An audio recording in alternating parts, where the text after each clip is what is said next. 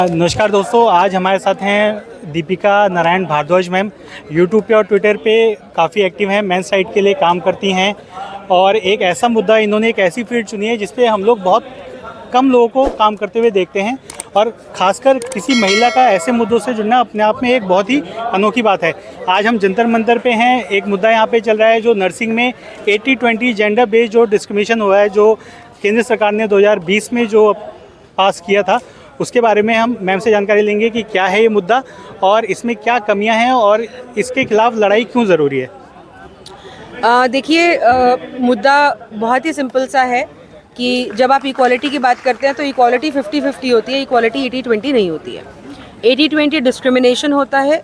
यहाँ पे सिर्फ इतनी सी चीज़ हो गई है कि 80% महिलाओं को रिजर्वेशन दे दी गई है, तो इसको कोई डिस्क्रिमिनेशन देखता नहीं है। जहाँ पे भी महिलाओं को ज़्यादा अपॉर्चुनिटी या महिलाओं को आगे आने की पुरुषों से ज़्यादा अपॉर्चुनिटीज़ दी जा रही है, वहाँ पे उस चीज़ को इक्वालिटी बोला जा रहा है। बट मुझे ऐसा लगता है कि ये इक्वालिटी नहीं है, ये रिवर्स डिस्क्रिमिनेशन है।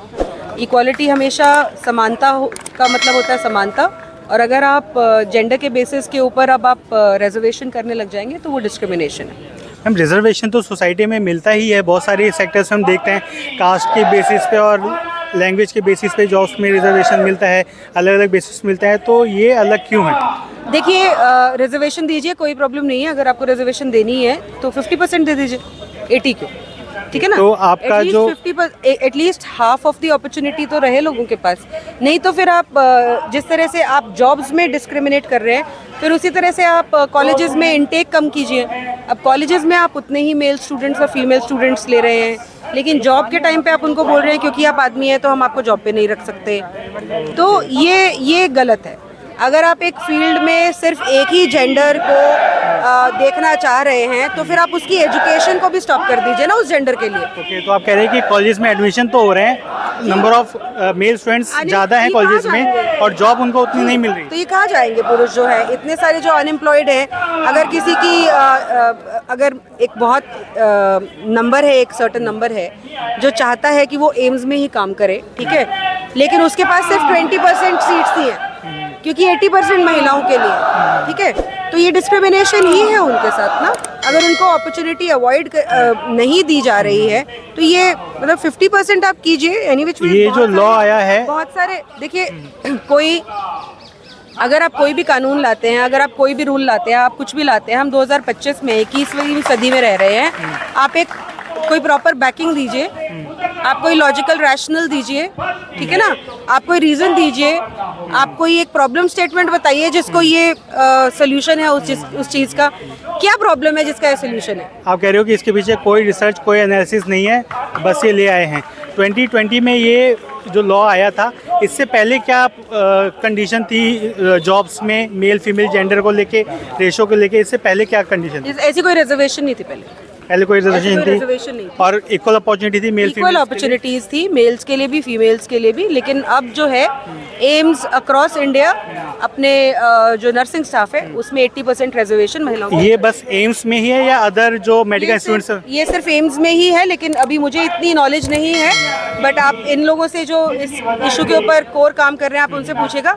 मेरे ख्याल से और भी बहुत सारी इंस्टीट्यूट्स हैं जो सेम इम्प्लीमेंट कर रही हैं। वो विकास है, एक बार आप विकास से पूछेगा। ठीक है, मैं विकास जी से करता हूं। जितना मुझे नॉलेज है तो और भी ऐसे अब हॉस्पिटल्स हैं जो अब यही सेम रूल को अडॉप्ट कर रहे हैं। एम्स तो सुपीरियर है, मेडिकल में तो ऑब्वियस है, उसको फॉलो करेंगे। वो ऑब्वियस सी बात है ना, वो एक ग्राउंड सेट कर रहा है, एक एग्जाम्पल सेट कर रहा है कि आप ऐसा कर सकते हैं।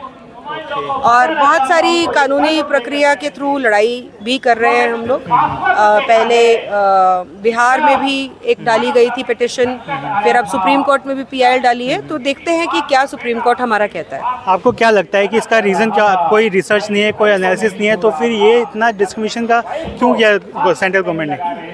कोई रीज़न नहीं है। आई थिंक मैं तो इसको अपीसमेंट पॉलिटिक्स देखती हूँ, एज एन अपीसमेंट पॉलिटिक्स देखती हूँ। लेकिन क्योंकि हम एक मेडिकल इंस्टीट्यूशन की बात कर रहे हैं तो मुझे लगता है कि उनके अपने बहुत सारे रीजंस हो सकते होंगे।